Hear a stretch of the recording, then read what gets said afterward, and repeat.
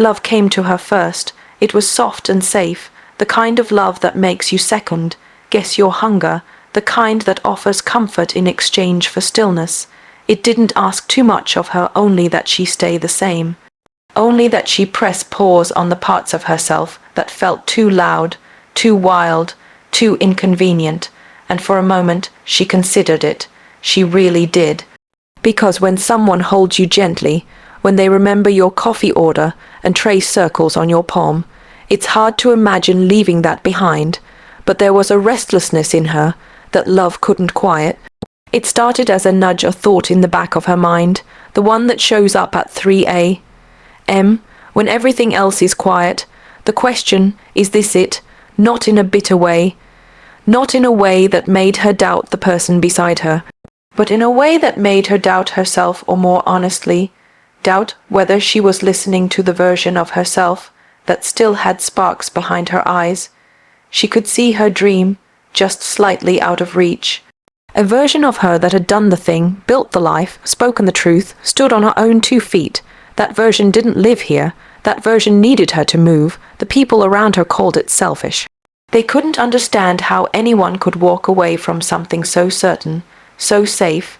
But what they didn't know is that safety can sometimes feel like silence, and she had already spent years learning how to mute herself to be loved. She wasn't angry about it. There was no rebellion in her leaving, just a quiet decision. She chose not to shrink. Love had its place. She didn't deny that. But purpose made her blood move differently. It made her step into rooms that terrified her, made her start over in cities where no one knew her name. It made her write, speak, dare, fail. It made her feel alive in a way that love never quite did. Not because love wasn't good, but because love asked her to stay and her dreams asked her to become. And so she left, not with bitterness, not with regret, but with an ache in her chest and fire in her belly. She cried in taxis and stared too long out of train windows. But every mile she put between herself and her past life, the closer she got to her real self, the one who wasn't waiting for someone to give her permission to be extraordinary. She wasn't the girl who hated love. She was the girl who knew that love, real love, should never require you to give up your wings. And if it did, it wasn't love. It was comfort dressed as commitment. Dreams don't wait forever, and she heard them calling, not softly, not politely, but urgently, like a storm that refuses to pass. So she walked away, not because she didn't care, but because she finally did. About herself, about her voice, about the life she hadn't yet lived. She chose the road that didn't guarantee applause, didn't promise a hand to hold, but it was hers. And in that quiet bravery, in that choice, she found something far more lasting than love. She found freedom. She didn't walk away because she was afraid of love. She walked away because she was afraid of disappearing inside it. There's a kind of love that slowly becomes a mirror, reflecting only the version of you someone else wants to see. And for a while, she let herself believe that version was enough, smiling at the right moments, nodding along to plans that never quite felt like hers, tucking her wildness into corners just to make someone else more comfortable. It wasn't dramatic, it was subtle, quiet compromises, soft surrenders, a life of almosts, but something inside her began to ache, not for more affection, not for more attention, but for more truth. For the kind of honesty that made her remember what it felt like to be herself, not just belong to someone. She started noticing the small things, how her laughter didn't come as easily anymore, how her dreams were now private thoughts she whispered to herself when no one else was around. And she wondered when she stopped speaking them out loud, when she started protecting other people's peace more than her own. She didn't hate the love she was given. It was kind, it was consistent, but it was built on the idea that she would stay still, and she had grown too restless for that. She needed more than affection. She needed space to stretch, to stumble, to try, and no matter how tightly someone held her hand, it couldn't replace the feeling of building something with her own. There was guilt, of course. There always is, especially for women who choose themselves. The world has a way of romanticizing sacrifice, of teaching girls that love means putting everyone else first. But what if putting yourself first isn't selfish? What if it's sacred? She began to realize that love shouldn't cost you your voice, that being held isn't the same as being seen.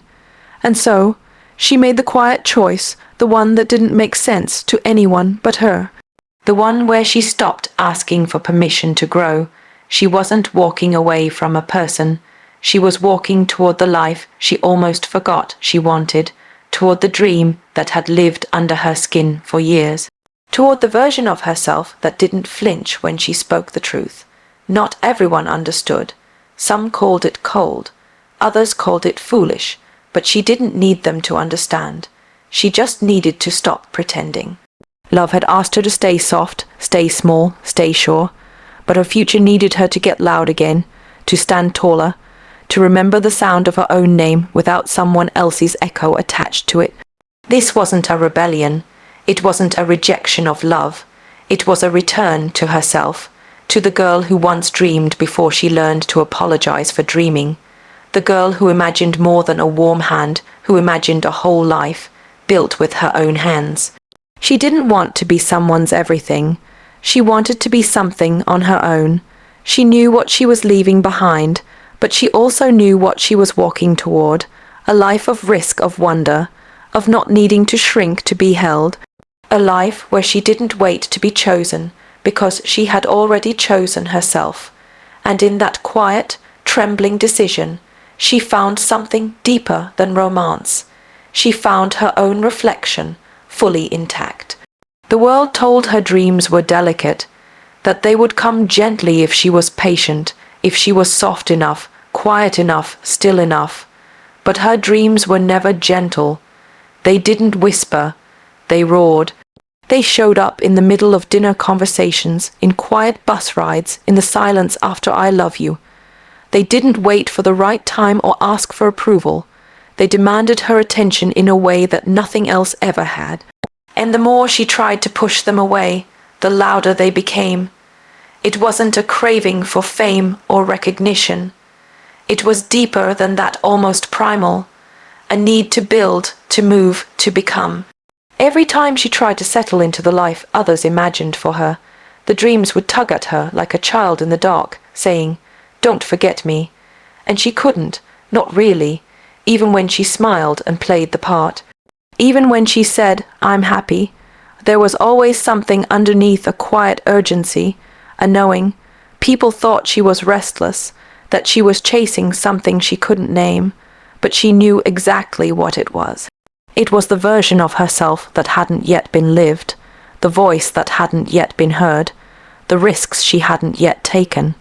She knew that if she stayed in the comfort, in the love, in the safety, she'd slowly lose that voice. She'd trade it for peace, but peace that comes from silence isn't peace at all. It's resignation. Her dreams didn't show her perfect images of success. They showed her late nights, empty rooms, failures. Starting over, but they also showed her freedom, power, fire, and she wanted that more than she wanted certainty. She wanted to be the kind of woman who could look herself in the mirror and say, "I tried," not "I waited." She stopped trying to explain it to people. Because dreams are personal, they don't always make sense to the world. They aren't always convenient. Sometimes they ask you to leave people you love. Sometimes they ask you to walk alone, but they never lie. They never leave you wondering who you are. She remembered the first time she said it out loud, what she really wanted. Her voice shook. Her hands did too. Not because she was unsure, but because she already knew what it meant. It meant things would change. It meant someone might not come with her. It meant love might not survive her becoming. And still, she said it, because dreams, real dreams, don't go away. You either follow them or you bury them. And she was tired of funerals, tired of burying parts of herself so that others could sleep peacefully beside her. She wanted to wake up to her own fire. It wasn't easy. Choosing that path meant long days with no guarantees. It meant being misunderstood, judged, labeled, but it also meant finally feeling alive, finally feeling like her life was her own. No more performing, no more pretending, just a raw, real reaching. Some people said she walked away from love, But the truth is, she walked towards something that loved her back just as fiercely, her purpose, her calling, the part of her that never settled, and in chasing that, she didn't lose herself. She finally found her. She always knew that becoming herself would cost something. No one tells you that. No one tells you that growth has a price. That choosing the life meant for you, the one that lives in your bones, not in the expectations of others, will require you to let go of things you once held with both hands. Love, comfort, familiarity. And she felt every ounce of it. The ache, the weight, the pull to stay. But she stayed anyway with the ache, with the weight, with the knowing. There's a silence that comes when you choose yourself. Not the silence of peace, but the silence of space. That stretch of time between who you were and who you're becoming. It's lonely there. There are no congratulations, no applause, no arms to fall into. Just you and the echo of everything you walked away from. And yet, she chose that silence over the noise of a life that didn't fit. She knew that becoming would hurt, not in dramatic, cinematic ways, but in slow moments like passing places she used to go with someone she loved, or seeing his name light up on a screen and not answering. In waking up and remembering again that she chose not to stay, that she chose herself instead. There was no hatred in her leaving, just clarity, just truth. Sometimes you outgrow people before you're ready to let them go, and that's the part no one prepares you for. There were nights she almost turned back, when the world felt too big and she felt too small, when the voice of doubt was louder than her reasons, but even then, something inside her whispered, keep going.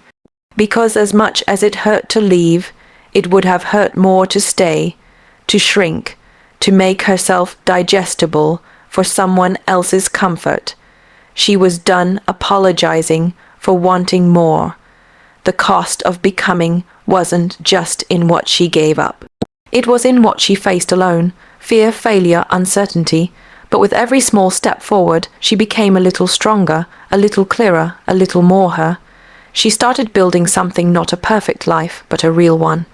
A life where she could speak freely, where she didn't need to wait for permission to dream, to try, to fail. And slowly, the silence began to shift. It stopped feeling like emptiness and started to feel like possibility. She began filling the space with her own voice, her own rhythm. She started to see that the pain wasn't a sign she made the wrong choice, it was a sign she was growing through it. Sometimes you have to break to become. Sometimes you have to leave behind everything you thought you needed just to find what was always yours. People called her brave, but it didn't feel like bravery. It felt like survival, like coming up for air after holding her breath for too long. She wasn't trying to prove anything. She just wanted to live without pretending, and that meant letting go even of love, especially of love that asked her to stay small. Becoming isn't beautiful at first. It's messy and uncertain and sometimes unbearably quiet. But she chose that path with her eyes open, because deep down she knew the life that was calling her required her full self, not the edited version, not the agreeable one, the real one, and for that she was willing to lose comfort, willing to lose love, willing to lose everything if it meant she didn't lose herself. They called her selfish, as if wanting more was a sin, as if not settling was a betrayal.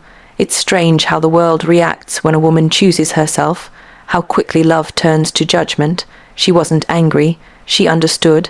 People are uncomfortable when you don't play the role they've written for you. When you don't stay soft and agreeable, when you choose growth over attachment. So they gave her names cold, ungrateful, difficult, but she wasn't any of those things. She was simply awake. They saw her leaving as rebellion. But it wasn't rebellion. It was survival. It was her choosing to live rather than slowly disappear in someone else's story.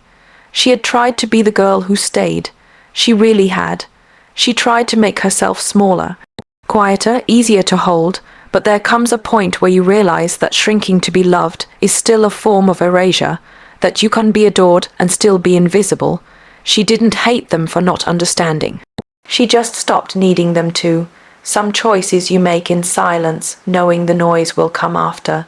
She knew there would be questions, whispers, people painting their own version of the truth, but none of that changed what was real for her.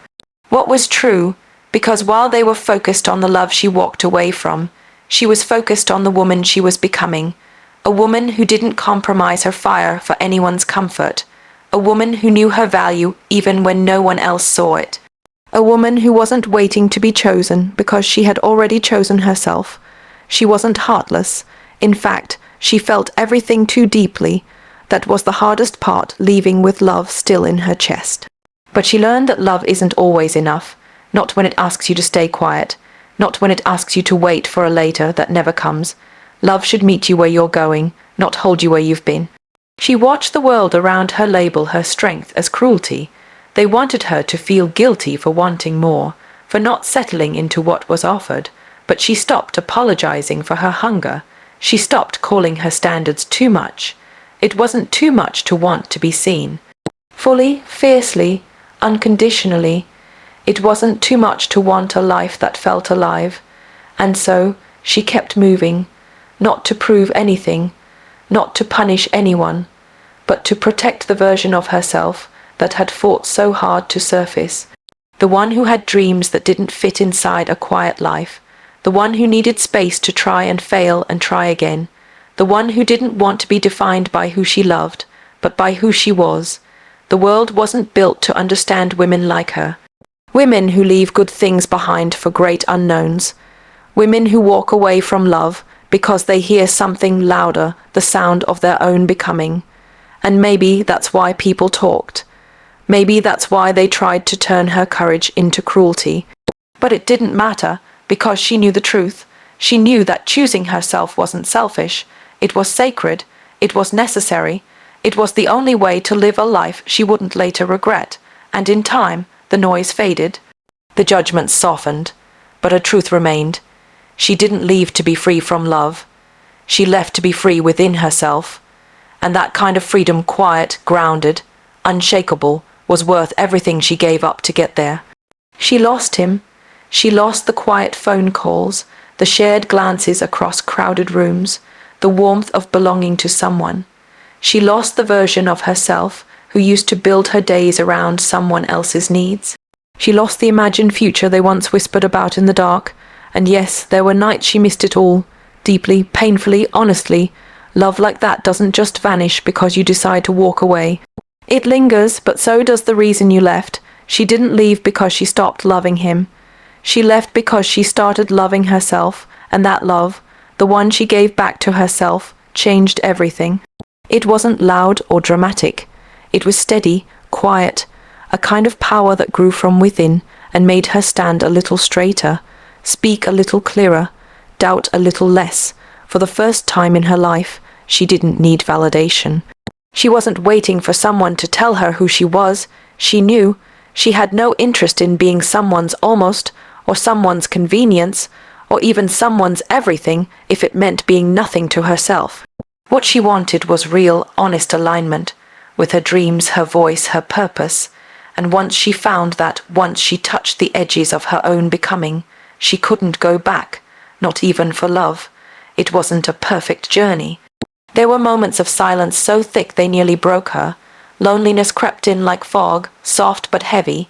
She didn't pretend to be immune to it, but she learned to sit with it, to listen to what it had to teach her. She realized that not all emptiness is a void. Some of it is space, space to grow, to heal, to remember who you were before the world told you who to be. And slowly, almost imperceptibly, she began to fill that space, with the sound of her own thoughts, with late night writing and early morning walks, with fear and courage braided together, with progress that no one else could see but her, and it was enough, not always easy, but enough. Because for once, she wasn't performing. She wasn't trying to be liked. She wasn't molding herself to fit into anyone else's life. She was living hers.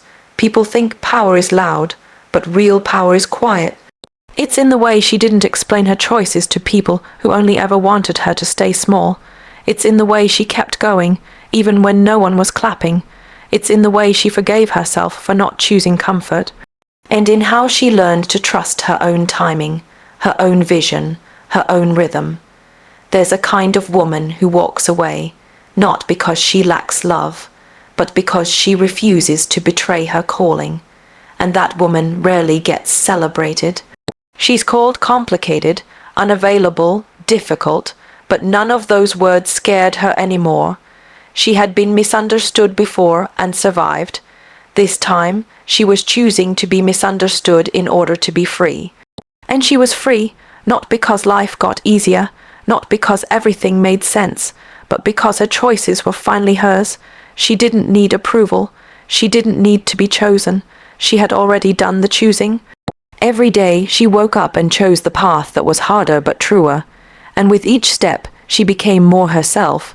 She had lost love, yes, but she had gained something deeper, something permanent, a self she could live with, a life that felt real, a voice that didn't tremble when it said, "This is who I am." And in the end, that was the most powerful kind of love she had ever known.